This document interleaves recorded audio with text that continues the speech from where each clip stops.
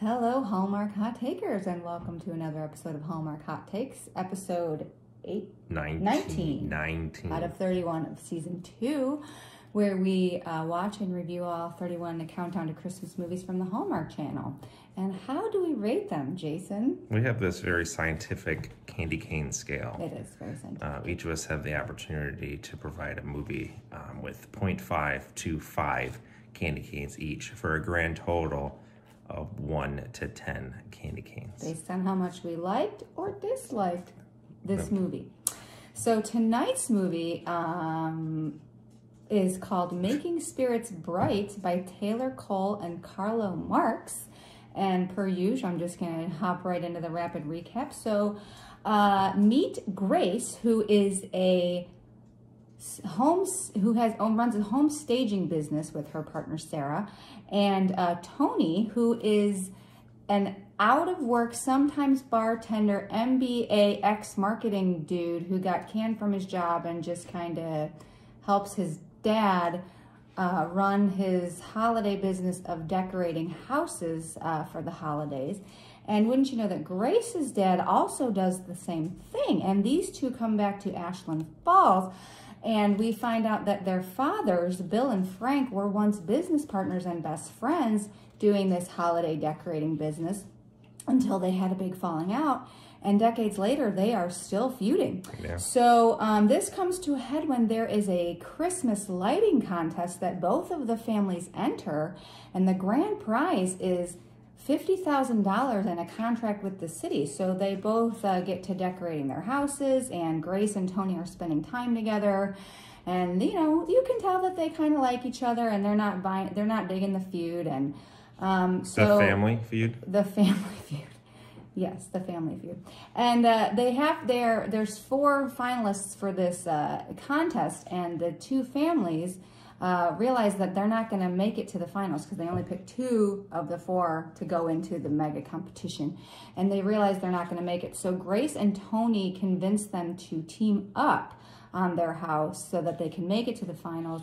And the Bill and Frank grudgingly agree, and they do it, and they make it to the finals, but then Bill and Frank have another fight, and this is all very stressful. So at the end of the competition, Grace and Tony finally get Bill and Frank to see eye to eye, and they decorate this beautiful house, and wouldn't you know, they win, and they collect the money, and Grace and Tony kiss at the end of the movie, and everyone is happy. And you flash forward to a year later, and they're all spending Christmas together, and Grace has got her new reality home decorating show, and Tony's gone and done some consulting thing. Everybody's happy. The families are friends again, and that is Making Spirits Bright. That was a wonderful recap. Thank you. Want to do a review of this? I do. I think we're going to start with the negatives. The negative Nancy's. Negative Nancy's. What do you got? Are you going? Okay, go ahead. I'll go. Okay, so things I didn't like. Yeah. There is a kid named Evan in this movie. He's one of the nephews of, I think he's Tony's nephew, maybe. His haircut is. No, it's Grace's nephew. Is it Grace's? Yeah. Okay, well, I didn't like his haircut. They could do that kid better. Didn't like him. He was going bald. Like receding hairline. But it was just like the way they had it styled was so weird. That's a nitpick, I know, but things said it's a hot take. I can't help what I noticed. It's weird. Grace has a business partner, Sarah. And Sarah, I did not like her. So at the beginning of the movie, they show them working together to stage this house. And Sarah is just criticizing all of Grace's choices and just really being not a good friend or business partner. And throughout I didn't like her. Then she's like, hey, I know you want to go home, so, why don't you leave and I'll wrap everything up. And then, like, the next scene, she's like, calls her to call her back to help because she didn't like something. Right. I mean, you just told her to go with her family for the holidays. If you don't just call them back. No. And that was really funny because, like, she wasn't wanting her opinion anyways. Right. So, like, that was the whole thing. She just wanted her for manual labor, really, to move all the crap around. I don't like that. They aired it out at the end, but still.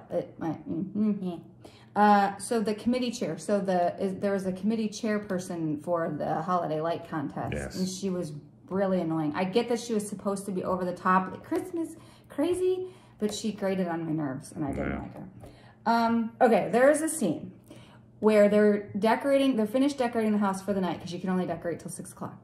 And Grace and Tony are the only two left at the house. And Grace remembers that she gave her mom her keys. So Tony's like, oh, well, I'll give you a ride. And she's supposed to be going to a party in Richmond with Sarah has, come up with this scheme for them to have this reality show. They're supposed to meet with these producers. So you think that Tony's just going to drive her to her parents' house so she can get her keys.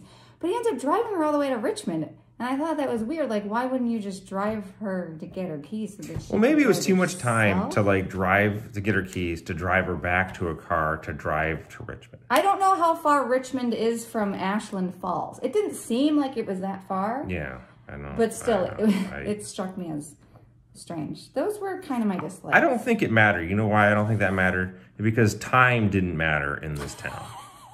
It didn't. So what I mean by that is the contest was a 3-day contest, but there was time limits based on when they could work on the house. You could work from 9 to 6. So 9 to 6. So the first day, 9 to 6, they leave. It's dark out. It's noticeably dark out. This is true. The second day, they end, and it's really light outside. It's still daylight. At allegedly the same time. Right. Which was, no. It's a little bit of a miscue. I hated that. Like, get your time right. Like, Make it night or day. We don't care. But like, what's with the time restraint? It's 3 days. You want to work all the time for those 3 days? You go for it. Like, that's dumb. I didn't like that. I didn't mind that. I thought it was reasonable. No. And then there's this one part where they're crying about, like, they have these lights and there was like, there's no joy in this other company. What was it? Wade's company. What was it called? Wade was Glow something. Glow. I don't know. There's other characters, like kind of the villain. This is Wade, and it was all more like LEDs and music and strobe lights and everything. Give you a seizure. And they're looking at his lights, and at one point they're like, "There's just no joy in his lights." And I'm like, "Yeah, there's joy. Like every time you turn on the lights, regardless of what they are, like people are excited about lights. Like, get off your high horse, Frank." Wow. Again, I really hated this time thing. I was really messed up with it. I'm like, you need to get over it, man. Stupid. It's gonna be okay. Yeah, that was it. Okay. That's what I had. All right. Well, let's talk about the likes. So these families have been feuding for decades, and you come to find out that Grace and Tony's mothers have been meeting in secret all these years. They go out to lunch together. They go on girls' trips together. Yeah. And I thought that was hilarious because they both know their husbands are being morons. I did. I like this. Moms together. I thought that was great. I thought that was great. I love that. Okay, so Wade, the strobe light guy, he was an idiot, but he was actually kind of funny because he was so smug and like, my lights are the best lights. And he was actually, and he would dance to his own music. And he had like his iPad and his pen. That was all he had, and he was like doing it. Because everything was all, Remember, so at the end, like he does his house, and it's all crazy, But there's lights on the driveway. There is. Like you can't to the garage. Driveway. Like, you can't pull a car in. No, like that was I think that's why he lost. Probably. Yeah.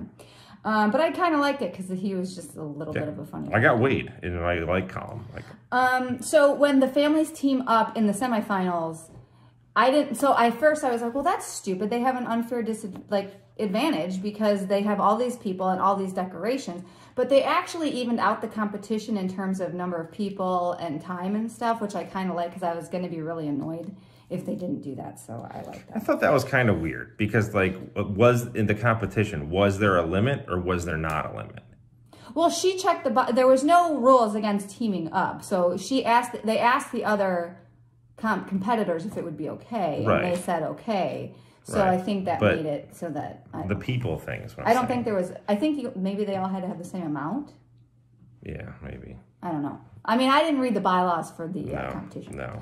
I wasn't provided those. No, it's a little bit loose, I think. The bury the hatchet scene between Bill and Frank. The Grace and Tony decide to get Frank's family out to Carol, and they go to Bill's house and they carol, and it was kind of a sweet scene. And then everybody goes in except for Frank, and then Bill stands at the door and they kind of hash it out and bury the hatchet. And I thought that was a really sweet scene. I liked it. That was nice. Okay, so Tony, who has an MBA but is out of work because he got canned from his marketing job because he just made a bad decision. Yeah. And he is giving Bill's business, his antique business, they have a couple stores, it's in trouble, and that's why they need the money for this competition. And Grace gave Tony the book so he can look them over, and he gives Bill some advice, and it's actually pretty sound business advice, it seemed like. And I really enjoyed that because it was actually realistic, and kudos on Hallmark for making it realistic. And then the end scene, well, where they were all together and happy, and she got her show, and he started his consulting business, and the families were together. That was great.